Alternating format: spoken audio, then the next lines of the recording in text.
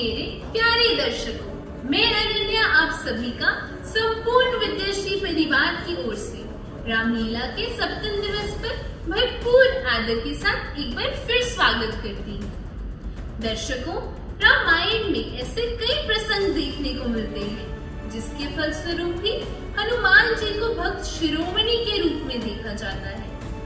हनुमान जी के कई नाम हैं, जैसे बजरंगबली, केसरी, संकट मोचन इत्यादि, और यह नाम हनुमान जी को उनके गुणों के कारण ही प्राप्त हुए हैं। इसलिए हमें भी अपने कर्मों को श्रेष्ठ रखना चाहिए ताकि हमारी पहचान हमारे कर्मों से हो। हनुमान जी ने न केवल भक्त के संकट हरता है, बल्कि हनुमान जी ने अपने आराध्य श्री राम को भी कई बार संकटों से निकाला है। इसलिए श्री राम ने ही हनुमान जी को संकट मोचन का नाम दिया और सृष्टि के अंत तक पृथ्वी पर रहकर मनुष्य को संकटों से निकालने का आशीर्वाद भी दिया। जब श्री राम सीता माँ की तलाश में भटक रहे थे, तो वह भक्तराज हनुमान ही थे जिन्होंने सागर लांघकर माँ जानकी का पता लगाया। इसलिए ही कहते हैं कि कौन काटता राम के बंधन जो हनुमान न होते। तो आइए हम सब मिलकर दर्शन करें भक्तराज हनुमान के इस सुंदर लीला का हमारे अगले प्रसंग में।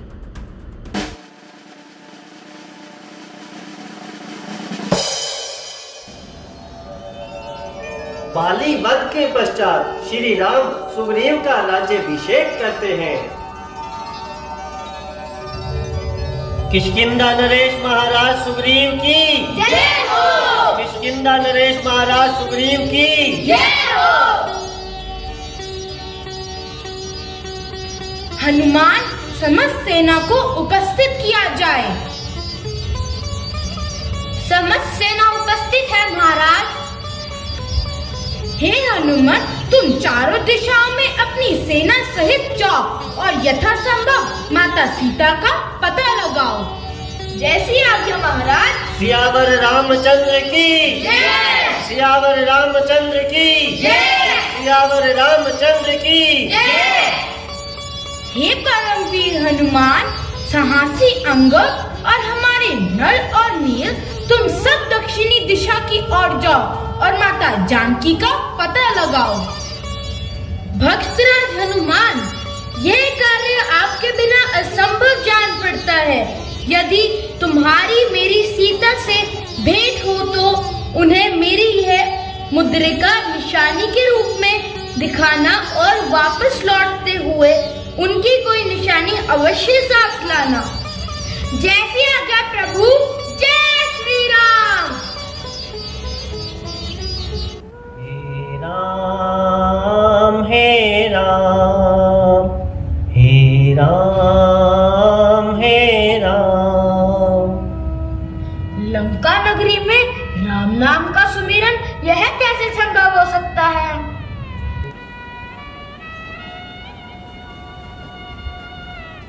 जय श्री राम। विप्रवर प्रणाम। प्रणाम मुनिराज। कौन स्थान, कौन ग्राम और क्या नाम? इस कठोर नगरी में आपका भला क्या काम? विप्रवर, यह नगरी वास्तव में ही बड़ी कठोर है। जहाँ देखो राक्षस बसते हैं। फिर आप जैसे हरि भक्त क्या किस प्रकार रहते हैं?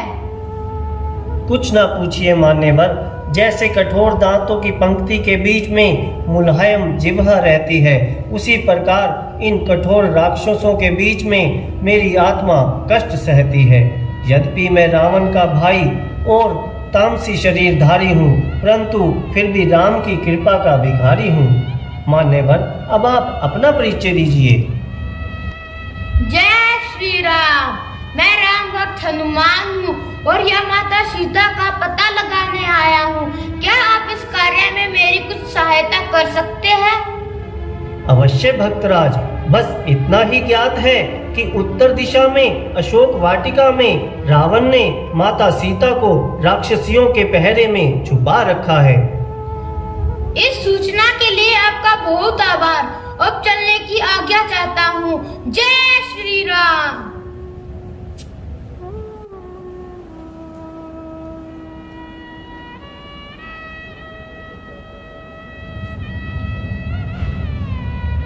सीता, मैंने तुझे एक मास का समय दिया था। अब बता, तेरा क्या विचार है? मेरा कहना स्वीकार है या अभी भी मुझे अपनाने से इनकार है? बिल्कुल इनकार है। जो पहले था आज भी मेरा वही विचार है। आने ना दूंगी आज मैं नारी के मान पर। राम के अलावा आ नहीं सकता किसी का नाम मेरी जुबान पर। सीता, मैं फिर कहता हूँ, इस वाटिका में तू व्यथा ही कष्ट पाती है। अरे नादान, अपना हठ छोड़कर जीवन का आनंद क्यों नहीं उठाती है? सीता, तू मूर्ख मत बन और मेरी बात समझ। मैं समझती हूँ, मगर तेरी समझ को क्या हुआ है? क्यों पतन की ओर भागा जा रहा, अंधा बना हुआ है? अब भी कहना मान मेरा, तेरी एक हाँ की ही देर है बस। तू कहे तो मंदोदरी को बना दूं तेरी दासी, और तुम्हारी सेवा में रहेंगे सब लंका वासी। चलो महलों में चलकर विश्राम करो प्रिय। नहीं, कदापि नहीं। झुकी है संपदा, माया जहाँ आंखें बिछाती है। तू उस आनंद और सुख को स्वयं ठोकर लगाती है। अरे नादान, संपदा तेरी किस गिनती में है? जहाँ पर बात मर्यादा की हो वहाँ जान किस गिनती में है? सीता! रुकिए महाराज, यह क्या अनर्थ करने जा रहे हैं? आज जिनके नाम से ब्रह्मांड भी भयभीत है, वह हाथ अबला पर उठाए, यह कहाँ की रीत है? अच्छा, तुम्हारे कहने पर तलवार को रोक लेता हूँ और इसे एक मास का समय और देता हूँ। या तो मेरी शरण में आ जाएगी, अन्यथा मेरे क्रोध की अग्नि में झोंक दी जाएगी।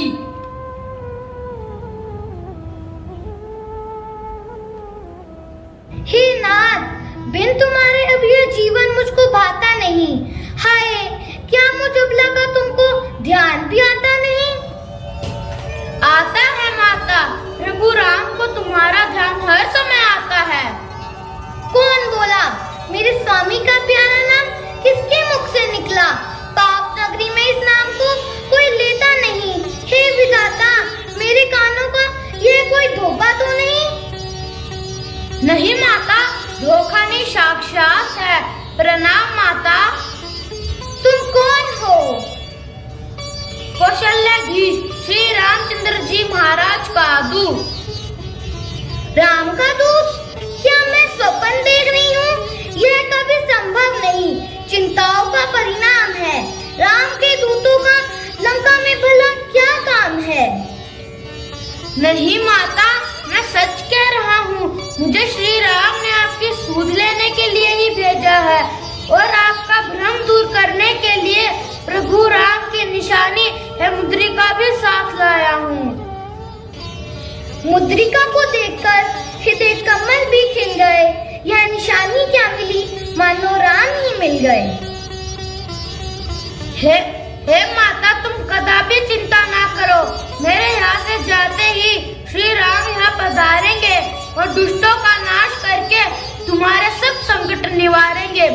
अच्छा माता, अब चलने की आज्ञा दीजिए, और यदि आप प्रभु राम के लिए कोई संदेशा देना चाहती है तो दे दीजिए।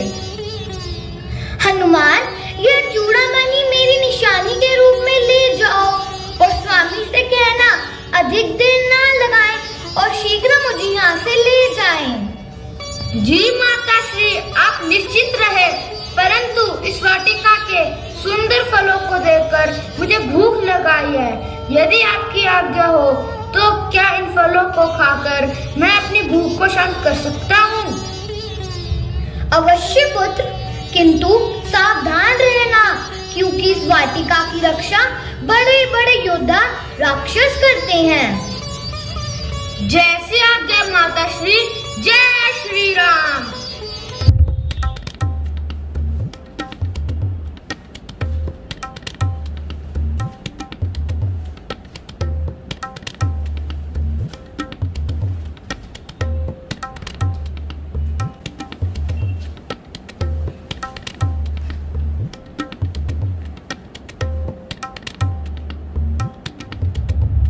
अरे वानर, क्या तेरी मौत आई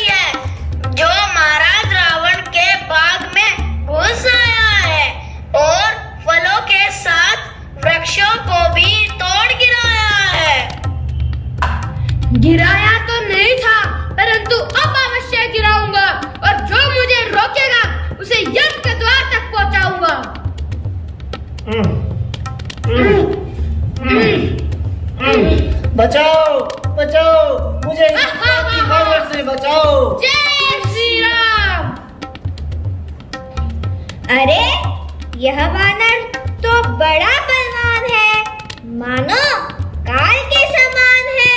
अच्छा, अब जाता हूँ और महाराज रावण को सब हाल सुनाता हूँ।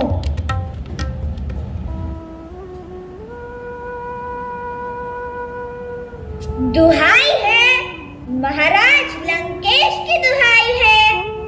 क्या बात करता है? क्या आफत आई है?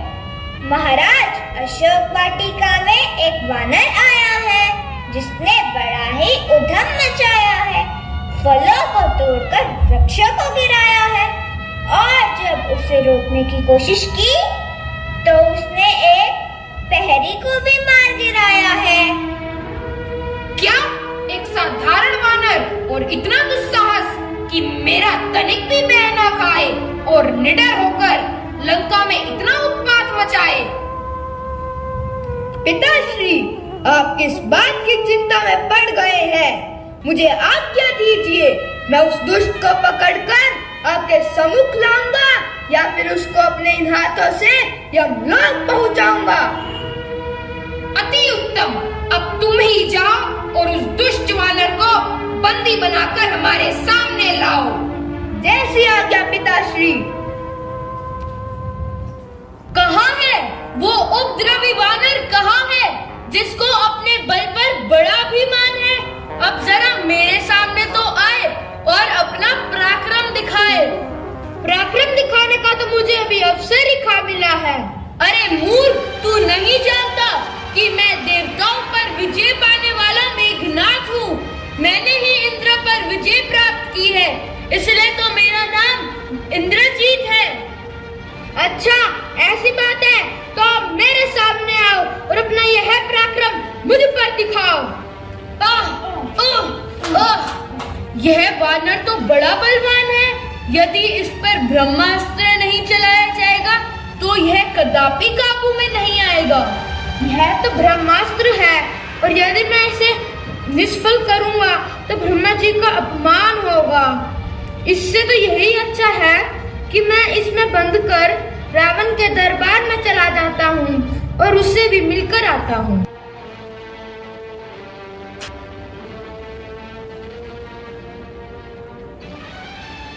चल उपद्रवी वानर, तुझे महाराज रावण की सभा में लेकर चलता हूँ।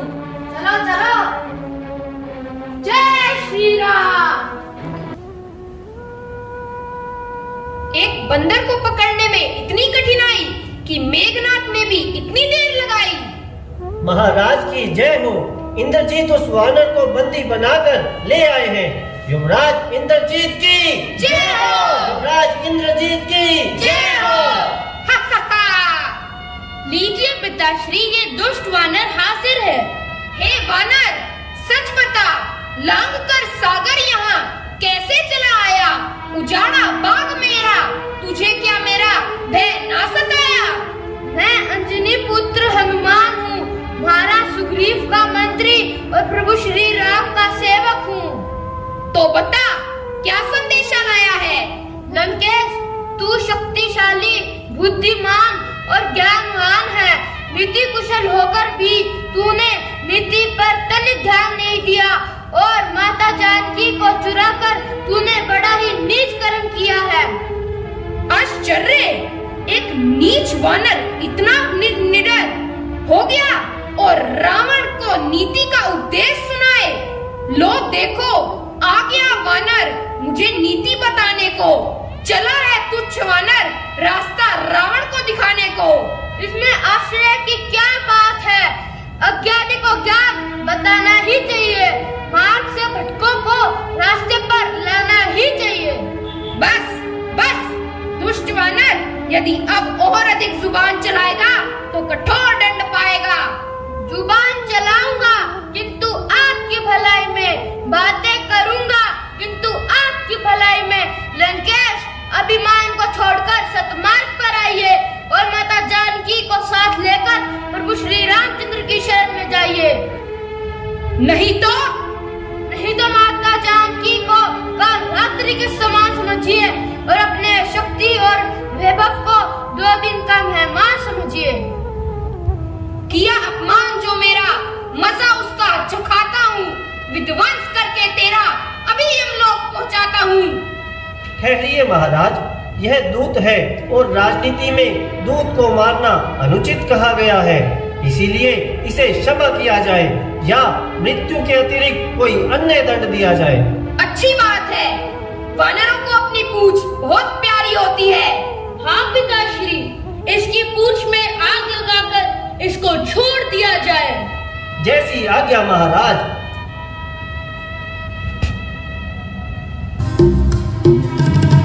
अरे लंका वालों, दशानन से कह दो। अरे लंका वालों, दशानन से कह दो। हनुमान लंका जला के चला है। हनुमान लंका जला के चला है। चुराते हूँ माता सीता को छल से। चुराते हूँ माता सीता को छल से। राम भक्त ऐलान करके चला है। राम भक्त ऐलान करके चला है। पवन सुत हनुमान की जय। प्यारे दर्शकों, जैसा हमने अभी देखा कि हनुमान जी का संवाद कौशल विलक्षण था।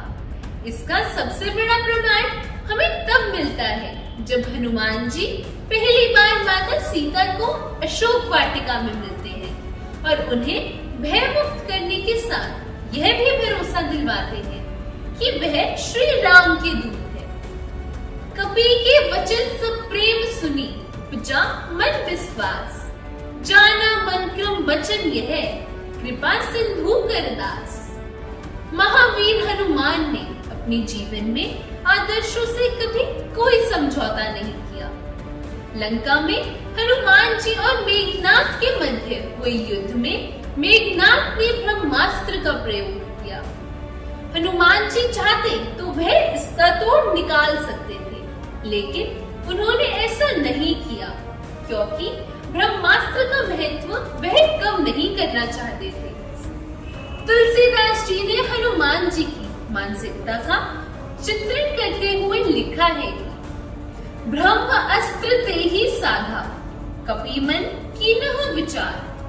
जीने ब्रह्मास्त्र मानो, महिमा मिटाई अपार। युवा शक्ति को हनुमान जी के चरित्र को आत्मसात करने की आवश्यकता है, जिससे भारत को उच्चतम नैतिक मूल्यों वाले देश के साथ साथ कौशल युक्त भी बनाया जा सके। इसी के साथ मैं अपनी वाणी को यही विराम देती हूँ। आप सब तो जानते ही हैं कि इन नन्हे कलाकारों के लिए आपके कमेंट्स उत्साह का स्तोत्र है, तो अपनी कमेंट्स की मिठास नीचे दिए गए कमेंट्स बॉक्स में बोलना बिल्कुल ना भूलें। तो कल आप सभी से फिर मुलाकात होगी यहीं पर इसी समय रामलीला के अष्टम दिवस के साथ। शुभ रात्रि।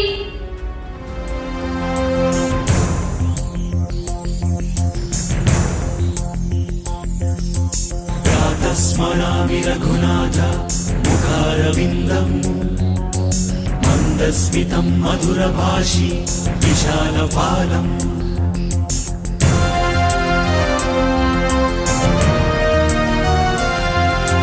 कर्णावलिं विचलकुण्डल शोभिखण्डभागम् कर्णान्तर्गनयनं नयनाभिरामम्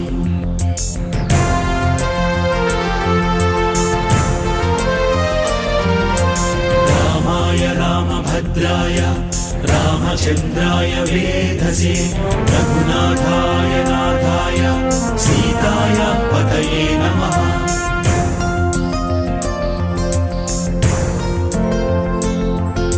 चरितं रघुनाथस्य शतकोटिप्रविस्तरम् एकैकमक्षरं प्रोक्तं महापातकनाशनम्।